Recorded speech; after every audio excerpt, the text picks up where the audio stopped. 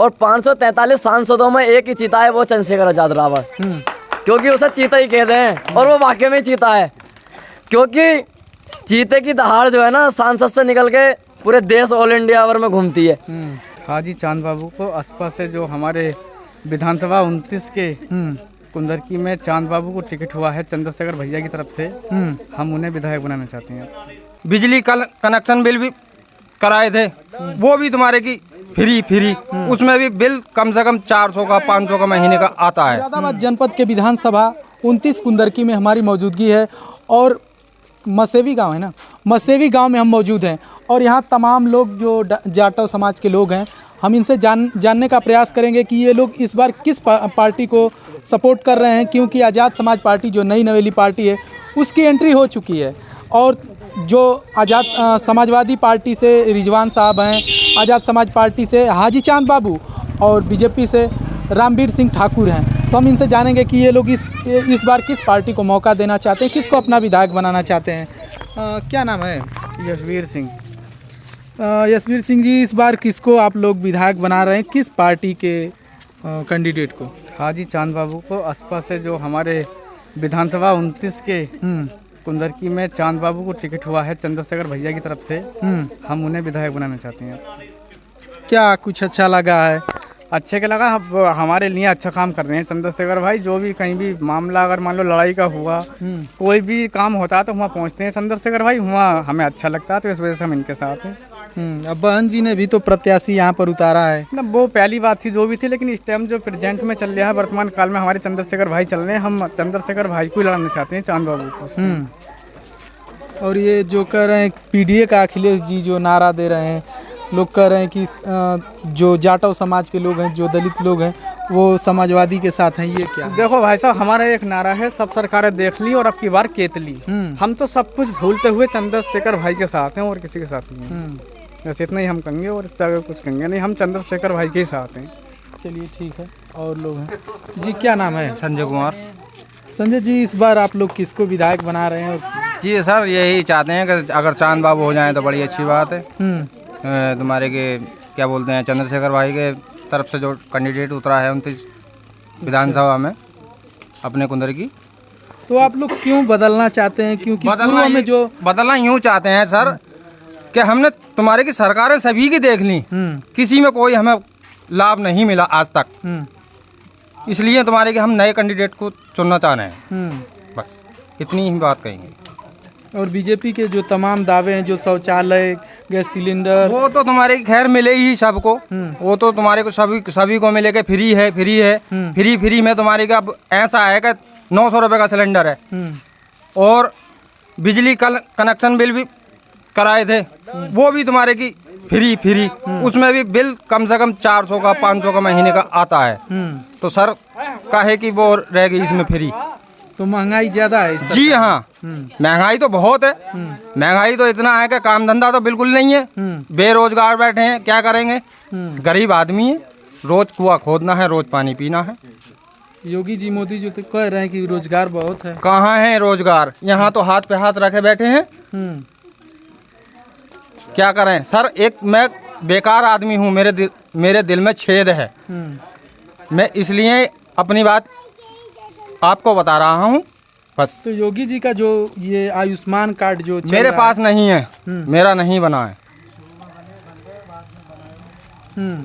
मेरा बना ही नहीं, जो सरकार की जो योजना है।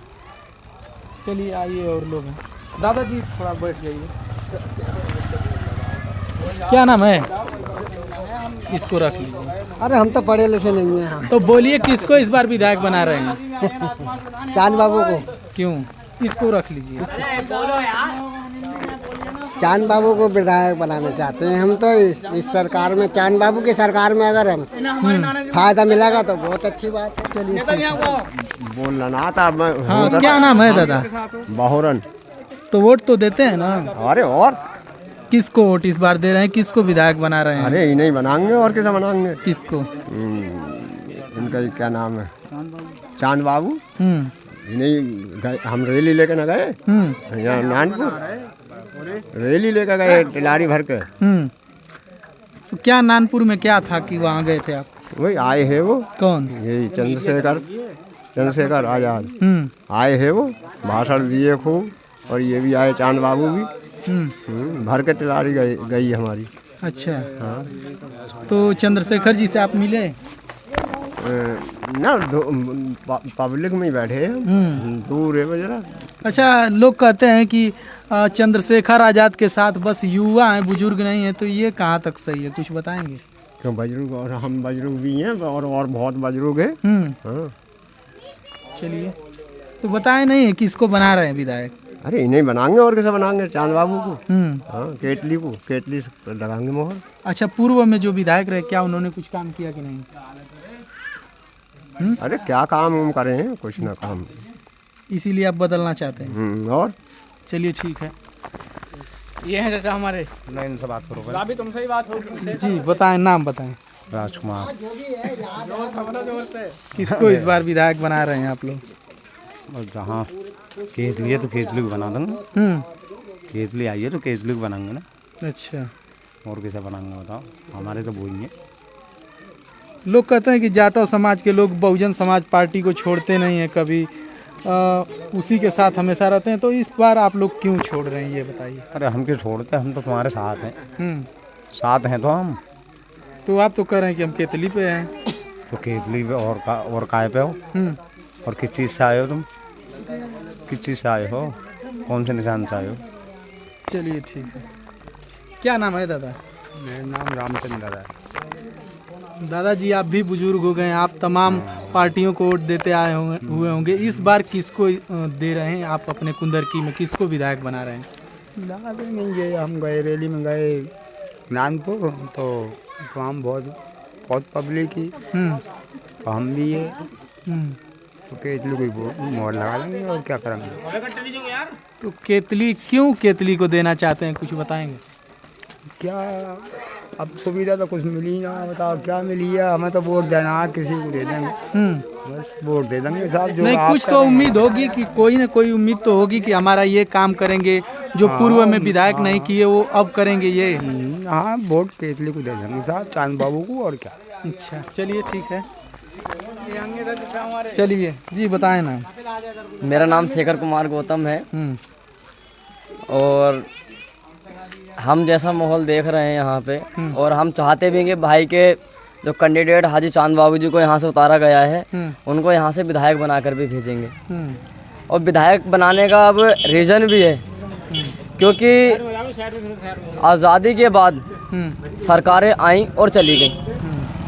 सरकारों ने बड़े बड़े दावे किए कि हम रास्ते अच्छे कराएंगे, स्मार्ट सिटियाँ तैयार कराएंगे। इस समय वर्तमान में बीजेपी सरकार का भी कहना था कि हम स्मार्ट सिटियाँ तैयार कराएंगे, लेकिन अगर देखा जाए, अगर इस क्षेत्र के जो गांव हैं, जब हम देखते हैं, निकलते बढ़ते मार्केट में जाते हैं, तो ऐसे ऐसे रास्ते पड़े हैं क्षेत्र के अंदर कि जिनमें 1-1 फीट 2-2 फीट के गड्ढे हुए हुए हैं, जिसमें कि अगर बरसात के समय में अगर देखा जाए तो वहाँ पर निकलना भी बहुत मुश्किल हो जाता है।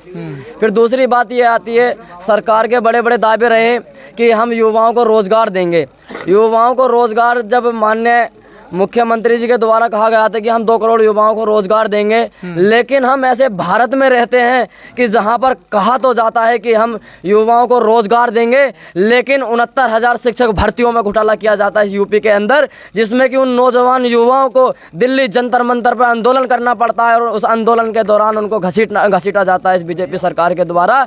और ये लोग कहते हैं कि हम बुजुर्गों का सम्मान करते हैं, बहन बेटियों का सम्मान करते हैं। माननीय प्रधानमंत्री जी के द्वारा नारा कहा गया था कि बेटी बचाओ बेटी पढ़ाओ, लेकिन जो विदेशों से देश की बेटियों ने देश का गौरव बढ़ाया, जो विदेश जाकर देश के लिए पदक जीत कर लेकर आई, उन्हीं बेटियों को दिल्ली जंतर मंतर की सड़कों पर घिसवाया गया इस सरकार के द्वारा। तो हम कैसे मान लें कि ये सरकार शोषित वंचितों की सरकार है और ये बहन बेटी बुजुर्गों के सम्मान की बात करते हैं? हम कैसे मान लें कि हाँ, ये हमारे देश के लिए अच्छे कानून लेके आएंगे? कहा गया कि देश के लिए अच्छे कानून लेके आएंगे, अच्छी व्यवस्था लेके आएंगे, लेकिन हम ऐसे देश में भी रहते हैं जिसमें कहा गया कि हमने कई करोड़ लोगों को हमने जो है मकान दिए। लेकिन अगर मैं कैमरामैन से कहना चाहूँगा कि आप जरा कैमरामैन उधर को घुमा के दिखाएं कि आज भी उस घर पे छप्पर डला हुआ है जो कि सन 1906 पहले डले हुए होया करते थे, 1900 में डले होते थे। आज भी हमारे देश की वो स्थिति है जो देश में कहती हैं सरकार है कि हमने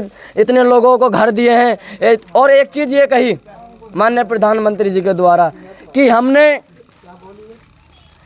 84 लाख लोगों को हम राशन दे रहे हैं, 5 किलो राशन, जिसमें कि अब से 2014 से पहले का अगर आंकड़ा उठाया जाए तो उस समय में 60 लाख लोगों को राशन दिया जाता था फ्री का। लेकिन आज अगर 84 लाख लोगों को अगर राशन दिया जा रहा है तो कहीं ना कहीं सरकार ने 24 लाख लोगों को जो है घर से बेघर कर उन्हें बेरोजगार बनाकर खड़ा कर दिया है कि आज वो अपने पैसे से अपना राशन भी नहीं खरीद सकते, अपने घर का चूल्हा भी नहीं जला सकते। इस सरकार ने इतना मोहताज कर दिया है। अच्छा, रोजगार की बात किए हैं, वहीं अग्निवीर योजना जो चली है 3 साल की जो नौकरी थी, उसमें सरकार का दावा है कि घर घर मतलब जवान होंगे। देखिए, सरकार ने कहा था युवाओं को रोजगार देंगे जी। अब रोजगार की अगर बात करें तो 18 साल से पहले कोई रोजगार पे जाता ही नहीं, क्योंकि उस पर बैन है 18 साल से नीचे कोई भी नौकरी नहीं कर सकता। 18 साल के बाद में वो नौकरी करेगा, 18 साल में उसकी लगी नौकरी तो लगी, क्योंकि 18 साल के बाद में वो ग्रेजुएशन होगा, ग्रेजुएशन के 12वीं पास करने के बाद में लगभग 2 साल तो वो अपने कंपटीशन में तैयारी करने में लगा देगा। हो गया 20 साल का। 20 साल के बाद में जो अग्निवीर है वो 20 साल के एज की है, 20 से 25 साल की एज में। अब 20 से 25 साल की एज के बीच में व्यक्ति अब अपनी रेस भी करेगा, उसका जो मेडिकल है वो भी क्वालिफाई करना है, उसे पेपर भी तोड़ना है, 1-2 बार फेल भी होगा, असफल रहेगा, तो उसके एज में उसकी 24-25 साल की एज वैसे ही हो जाएगी, तो वो अग्निवीर का लेकर फ़ायदा करेगा क्या? और जो परमानेंट थी अगर बात की जाए कि भाई कि रोजगार की, कि हाँ भी कि अग्निवीर लेके अग्निवीर ला के कौन सी तोप खड़ी कर दी, लोगों को और बेरोजगार बना दे। क्योंकि उनकी जो एक हौसला हुआ करता था देश के प्रति कि हम देश के लिए देश की सीमाओं पर खड़े होंगे जाके, लेकिन आज कहीं ना कहीं ऐसा लगता है, ऐसा प्रतीत होता है कि उन जो युवा हैं, यंग युवा हैं, उनका मनोबल गिरता जा रहा है कि हमें अब जो है सरकारी नौकरियों से कहीं आस रही नहीं। तो आखिर आप लोगों को किससे उम्मीद है? कौन आपकी जो जन समस्या है उसको सुन सकता है, रोजगार ला सकता है, कौन ला सकता है? देखिए, हम बताएं, हमने सरकार अखिलेश की भी देखी, हमने राहुल की भी देखी और बहन कुमारी मायावती जी की भी देखी। अगर मुद्दों की जाए तो माननीय अखिलेश यादव जी के द्वारा साइकिलें भी बांटी गई थी, लैपटॉप भी बांटे गए थे, इस समय वर्तमान में फ़ोन बांट रही है सरकार। तो भाई इन चीज़ों से हमें कहीं फ़ायदा होने वाला नहीं है। अगर फ़ायदा कहीं होगा तो हमें फ़ायदा इस चीज़ से होगा कि लोग पढ़ें, उनके लिए अच्छी अच्छी यूनिवर्सिटियां बनाई जाएं, उनके लिए अच्छे अच्छे कॉलेज बनाए जाएं, उनके लिए अलग अलग तरीके से अलग अलग क्लासें अच्छी तरीके से जो है तैयारियां कराई जाएं, जिससे कि बच्चे पढ़ें और पढ़ लिख के आगे बढ़ें। यहाँ पर कुंदरकी में अगर देखा जाए तो कोई भी ऐसा डिग्री कॉलेज नहीं है, ऐसी कोई सी यूनिवर्सिटी नहीं है जिसमें कि बच्चों को हम लोग जाकर पढ़ सकें स्कूल में और अच्छी शिक्षा प्राप्त करके अच्छी नौकरी प्राप्त कर सकें, कि कुछ नहीं है भाई। 70 सालों से सरकारों ने किया क्या? 70 सालों से सरकारों ने किया क्या? आज इस कुंदरकी विधानसभा के अंदर आज एक यूनिवर्सिटी नहीं है 70 सालों में। 75 साल देश को आज़ादी को हो गए, 76 साल 77 साल, हाँ 77 साल देश की आज़ादी को हो गए। 70 सालों से सरकारें चलती आ रही हैं, तो इन सरकारों ने किया क्या है? इन्होंने देश को खसोटने का काम किया है, देश की भोली भाली जनता को लूटने का काम किया है और खसोटने का काम किया है। अभी जब सरकार ने कहा कि हम हर एक नागरिक के खाते में 15-15 लाख रुपए डलवाएंगे, हमारे ताऊ बैठे, हमारे दादा हैं, हमें ये बता दें, हमारी माताएं बहनें भी बैठी हैं कि इनके खाते में 15-15 लाख तो बहुत दूर की बात है, अगर किसी के खाते में 20,000 रुपए भी आ गए हो तो बहुत अच्छी बात है। भाई सरकार के ऐसे ऐसे खोखले बातों से तो खैर हमारे मन भी खोखले हो गए। अच्छा, ये लास्ट में आप ये बताइए कि आप किसको चाहते हैं, कौन आपकी जन सुनवाई कर सकता है, कौन आप जो बेरोजगारी की बात कर रहे हैं इसको कौन खत्म कर? देखिए, अगर मैं बात करूं, देश में सरकारें हैं, वोट सबको चाहिए, हक अधिकारों में किसी के नहीं बोलेंगे। अगर बात आएगी हक और अधिकारों की तो कोई बोलने के लिए नहीं आएगा। तो कौन बोल रहा है, कौन बोलेगा? सांसद के अंदर 543 सांसद हैं और 543 सांसदों में एक ही चीता है, वो चंद्रशेखर आजाद रावत, क्योंकि उसे चीता ही कहते हैं और वो वाकई में चीता है। क्योंकि चीते की दहाड़ जो है ना सांसद से निकल के पूरे देश ऑल इंडिया भर में घूमती है। जब अभी पीछे की बात है, जब भाई चंद्रशेखर आज़ाद जी मुद्दों पर बात कर रहे थे तो वहाँ पे भाई का माइक बंद कर दिया गया था, क्योंकि उन्हें बोलने के लिए इनकार कर दिया गया कि अब ये आगे नहीं बोलेंगे। तो कहीं ना कहीं ऐसा लगता है कि सरकार के संरक्षण में जो शोषित वंचित लोग अगर पार्लियामेंट में अगर बोलना भी चाहते हैं तो उनको बोलने का मौका नहीं दिया जाता। तो भाई चंद्रशेखर आज़ाद जी को जब वहाँ पे बोलने से रोका गया तो भाई चंद्रशेखर आज़ाद जी ने एक बात कही थी, हमारे मान्यवर साहब काशीराम साहब ने एक बात कही थी कि अगर तुम्हारी बात अगर पार्लियामेंट में ना सुनी जाए तो सड़कों पर उतर कर बात करो। सांसद में पार्लियामेंट वाले नहीं सुनेंगे लेकिन जनता जरूर सुनेगी। तो जनता जब सुनेगी तो इनके जो बैठे हैं ना कि सारे पे ताज लगाकर बैठ गए कि हम अब तानाशाही हो गए, तो याद रहे तख्त भी बदलेगा और ताज भी बदलेगा, कि तख्त भी बदलेगा और ताज भी बदलेगा। ये गलत फहमी मत रहना कि आपका इतिहास नहीं बदलेगा और आपका तख्त भी बदल जाएगा और ताज भी बदल जाएगा, क्योंकि अब जनता समझ गई है कि कौन हमारा है, कौन अपना है, कौन पराया है।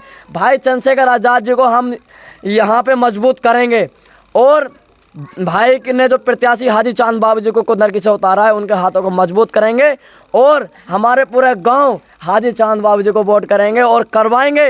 और हम गांव हम घर घर में अपने सभी घर में जाकर संपर्क करेंगे कि हाजी चांद बाबू जी को वोट मिले, क्योंकि जाड़े भी आ गए हैं। जाड़े में चाय की आवश्यकता ज़्यादा होगी, तो केतली से बेहतर चाय गर्म किसी चीज़ में नहीं रह सकती। तो हमारा मानना है कि अब केतली की ज़रूरत है, क्योंकि जाड़े सर्दी ज़्यादा है, तो चाय एक्स्ट्रा बना के रखेंगे और उसे पियेंगे भी काफ़ी समय तक। तो अब केतली की ज़रूरत है, इसलिए हम भाई चंद्रशेखर आज़ाद जी के उतारे हुए प्रत्याशी को वोट करेंगे और उन्हीं को विधायक चुनना पसंद करेंगे। आइए ताऊ आओ, आइए।